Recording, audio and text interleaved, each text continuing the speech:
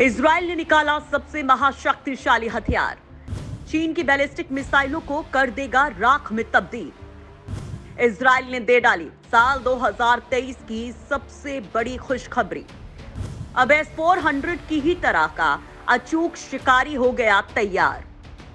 दोस्तों, इजराइल और भारत के संबंध आप जानते ही हैं और अब तो सोने पर सुहागा है। यानी इजराइल में मोदी के बेहद करीबी बेंजामिन नेतन्याहू की सरकार है, जो भारत के हितों के लिए कुछ भी करने के लिए तैयार रहते हैं। और दोस्तों, फिलहाल भारत का तनाव चीन के साथ चल रहा है और ये तनाव अब हो सकता है आने वाले दिनों में युद्ध में तब्दील हो जाए। और यही कारण है कि भारत फ्रांस और इजराइल से कई हथियारों की डील कर रहा है। दोस्तों, जैसा कि आप जानते ही हैं कि भारत के पास रूस का दिया हुआ S-400 मिसाइल डिफेंस सिस्टम है, जो किसी भी तरह की मिसाइल को हवा में ही राख कर सकता है।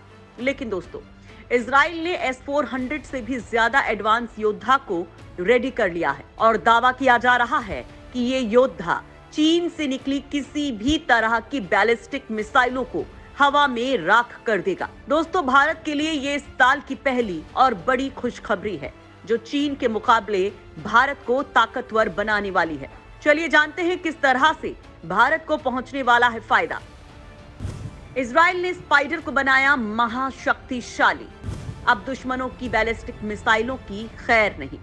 दोस्तों, आज की सबसे दमदार खुशखबरी ये है कि इजराइल के राफेल एडवांस डिफेंस सिस्टम ने अपने स्पाइडर एयर डिफेंस सिस्टम को महाशक्तिशाली बना लिया है और ये भारत के लिए सबसे बड़ी खुशखबरी किस तरह से है, ये आपको आगे बताएंगे। पहले आप इजराइल के इस शानदार डिफेंस सिस्टम के बारे में जान लीजिए। दरअसल इजराइल का ये डिफेंस सिस्टम अब दुश्मन के बैलिस्टिक मिसाइलों को भी मार गिरा सकता है। अभी तक इसका इस्तेमाल दुश्मनों के ड्रोन, लड़ाकू विमान और हेलीकॉप्टर्स के खिलाफ किया जाता था। यह अपग्रेडेशन हाल के सशस्त्र संघर्षों में टैक्टिकल बैलिस्टिक मिसाइल के अंधाधुंध इस्तेमाल को देखते हुए किया गया है। दोस्तों, भारत के लिए गुड न्यूज ये है कि इजरायली राफेल के स्पाइडर डिफेंस सिस्टम का इस्तेमाल भारत भी करता है। ऐसे में अगर इजराइल इस डिफेंस सिस्टम को अपग्रेड कर चुका है तो ये भारत के लिए भी गुड न्यूज है। दोस्तों, ऐसी रिपोर्ट्स हैं कि 27 फरवरी 2019 को भारत पाकिस्तान में हुई हवाई मुठभेड़ के दौरान दुर्घटनाग्रस्त हुए Mi-17 हेलीकॉप्टर पर गलती से इसी डिफेंस सिस्टम का इस्तेमाल किया गया था। खैर दोस्तों, आपको बता दें कि इजराइल लंबे समय से बैलिस्टिक मिसाइल हमले के खतरों का सामना कर रहा है। इस डिफेंस सिस्टम का इस्तेमाल भारत भी करता है।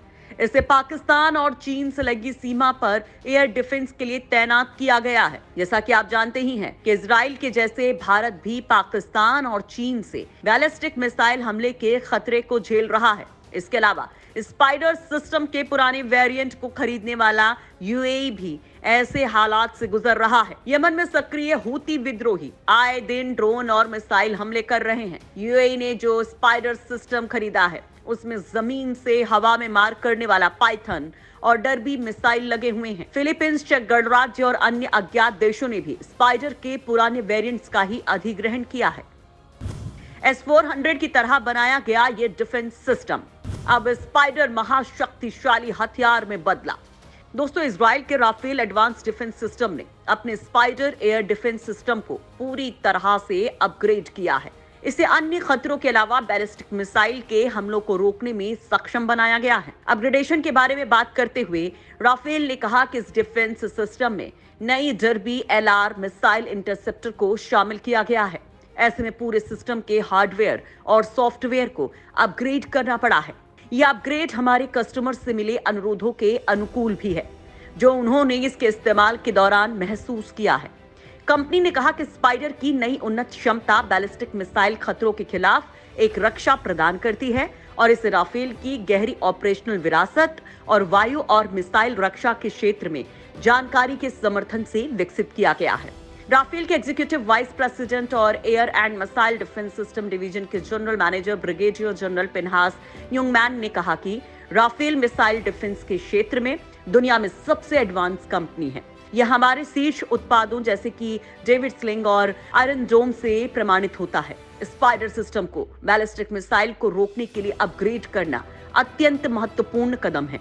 यह स्पाइडर के टूल बॉक्स में एक विकल्प के रूप में पेश किया जाएगा। स्पाइडर सिस्टम की यह क्षमता हमारे मूल्यवान ग्राहकों को उनकी तत्काल ऑपरेशन जरूरतों के साथ कॉस्ट इफेक्टिव विकल्प भी उपलब्ध करवाती है।